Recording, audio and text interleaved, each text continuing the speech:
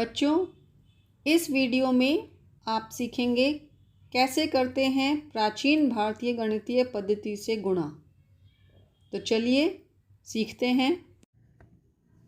एक सवाल हल करते हैं। सबसे पहले प्राचीन भारतीय गणितीय पद्धति से गुणा का हमने एक सवाल लिख लिया। 23 को 12 से गुणा करना है। तो बच्चों, कैसे गुणा करना है प्राचीन भारतीय गणितीय पद्धति से? इसमें 3 चरण होते हैं। सबसे पहला चरण है इकाई के अंक को इकाई के अंक से गुणा करना। ठीक है, तो पहला चरण है इकाई को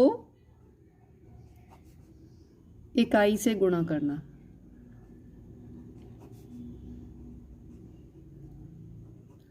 तो इसमें इकाई का अंक कौन कौन से हैं? 2 और 3। तो 2 को 3 से हम गुणा करेंगे, हमें मिला 6।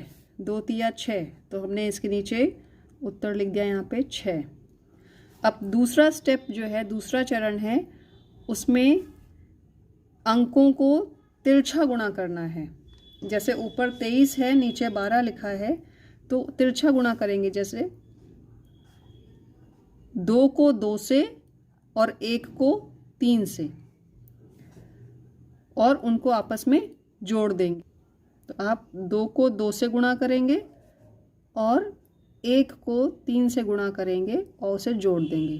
तो हमें क्या मिलेगा? 2 दूनी 4 और 1 में 3 का गुणा होगा तो 3 मिलेगा, और दोनों को जब जोड़ेंगे तो 7 मिलेगा। तो हम यहाँ पे 7 लिख देंगे। ठीक है। अब तीसरा चरण है। तीसरे चरण में हम दहाई के अंक को दहाई के अंक से गुणा करते हैं। तो तीसरा चरण दहाई को दहाई से गुणा। दहाई को दहाई से गुणा। इसमें हम दहाई के अंक को, जो कि 1 है यहाँ पर, और दूसरा दहाई का अंक है 2, इनको आपस में गुणा करेंगे तो हमें क्या मिलेगा? 2। तो हम यहाँ पे नीचे लिख देंगे। ये हमारा सवाल गुणा का हल हो गया। ठीक है। तो 3 चरण कौन कौन से हैं? सबसे पहला इकाई के अंक को इकाई से गुणा करना, दूसरा अंकों को तिरछा गुणा करना और आपस में जोड़ देना, और तीसरा दहाई के अंक को दहाई से गुणा करना। ये बिना हासिल का सवाल था। अब हम एक हासिल वाला सवाल भी हल करके देखते हैं, इस पद्धति से कैसे हल किया जाएगा।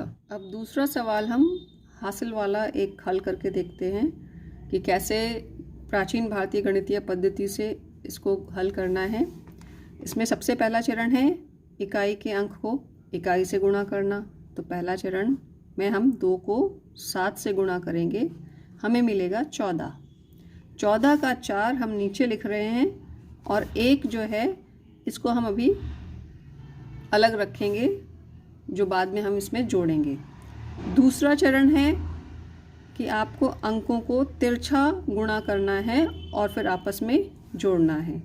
तो दूसरे चरण में आप क्या करेंगे? 3 को 7 से और 2 को 5 से गुणा करेंगे। तो क्या मिलेगा? 3 सत्ते 21 और 2 पंचे 10। इन दोनों को जोड़ेंगे, मिलेगा 31, और इस 31 में अब जो पहले का 1 हासिल था उसको जोड़ देंगे तो हो जाएगा 32। अब इस 32 का 2 नीचे आएगा, और 3 जो है ये हासिल चढ़ेगा, इसको हम अभी अलग रखते हैं। अब तीसरा चरण है, हमें दहाई के अंक को दहाई से गुणा करना है। तो 3 पंचे, 3 को हम 5 से गुणा करेंगे, हमें मिलेगा 15। 15 में हम ये जो पहले का हासिल चढ़ा हुआ है 3, इसको जोड़ देंगे तो हमें मिलेगा 18, और हम इस 18 को ऐसे यहाँ लिख देंगे। ये हमारा उत्तर आ गया इस सवाल का, जो कि हमने हल किया है प्राचीन भारतीय गणितीय पद्धति का इस्तेमाल करके। ठीक है। एक सवाल और हल करके देखें तो आपको अच्छे से याद होगा तरीका। एक सवाल और लेते हैं। 78 को गुणा करते हैं 46 से। 78 को हम गुणा कर रहे हैं 46 से। तो पहला चरण है बच्चों, इकाई के अंक को इकाई से गुणा करना, मतलब 6 को 8 से गुणा करना, मिलेगा हमें 6 अट्ठे 48। 48 का नीचे 8 लिखेंगे, हासिल होगा 4। अब इस 4 को संभाल के रखेंगे ध्यान से। और अब हमें दूसरा चरण क्या करना है? दूसरे चरण में अंकों को तिरछा गुणा करना है, मतलब 6 को 7 से गुणा करना है और 4 को 8 से गुणा करना है। ठीक है, 78 और 46 ऐसे लिखा है, तो तिरछा इस तरीके से हमें गुणा करना है। अब 6 सत्ते 42 और 4 अट्ठे 32, इनको आपस में जोड़ देंगे, हमें मिलेगा 74। 74 में पहले की जो हासिल है 4, उसको मिलाएंगे तो हमें मिलेगा 78। अब इस 78 के 8 को हम यहाँ लिखेंगे और 7 हासिल याद रखेंगे, हमें जोड़ना है अगले चरण में। अब अगला चरण है तीसरा चरण। तीसरे चरण में हमें दहाई के अंक को दहाई से गुणा करना है, तो 4 को हम 7 से गुणा करेंगे, हमें मिलेगा 28। 4 सत्ते 28।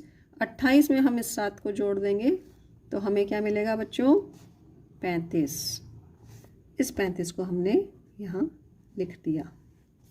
ठीक है, जब आप इसको प्रैक्टिस करेंगे तो आप देखकर ही सवाल को ओरली आप इसका उत्तर एकदम बता पाएंगे कि इसका क्या उत्तर आएगा। तो है ना इंटरेस्टिंग और मज़ेदार तरीका? तो मुझे आशा है आपको ये पद्धति समझ में आई होगी। प्राचीन भारतीय गणितीय पद्धति से कैसे गुणा करना है ये आप समझ गए होंगे और बहुत ही आपको मज़ा आया होगा, रोचक लगा होगा। तो इसको आप अपने भाई बहनों के साथ, दोस्तों के साथ शेयर करिएगा। अपने बड़े बुज़ुर्गों को भी बताइएगा कि आपने कोई नई चीज़ सीखी है और ज़्यादा से ज़्यादा शेयर करिएगा। ठीक है, तो खूब गणित की प्रैक्टिस कीजिए और स्वस्थ रहिए, मस्त रहिए।